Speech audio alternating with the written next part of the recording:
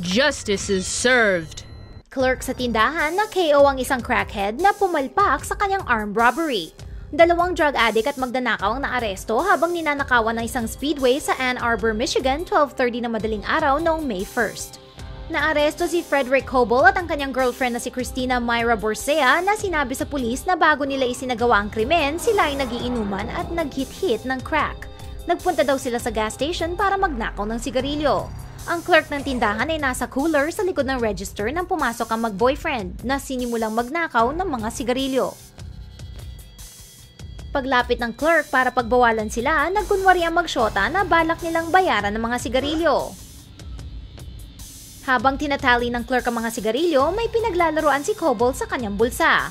Ito pala ay pliers na hindi tinatanggap bilang pambayad sa speedway. Nakita ng clerk ang pag-atake ni Coble at napatumba niya si Coble sa sahig. Na-KO si Coble at nagtawag ng pulis ang 22-year-old na clerk.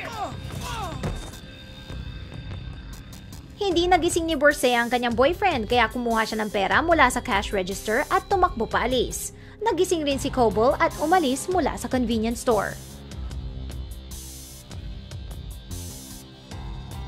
Ilang araw ang nakalipas at nakilala si Coble ng pulis mula sa security video. Nagbibisikleta si Coble nang napansin siya ng pulis. Nagpaalam pa ito sa pulis na kung pwede ay ibalik niya ang bisikleta sa kanyang girlfriend bago siya arestuhin ng pulis. Sige, sinamahan ng pulis si Coble sa Arbor Landing Apartments kung saan pinakilala ni Coble ang mga officers kay Borsea na nakilala rin ng mga pulis mula sa security video.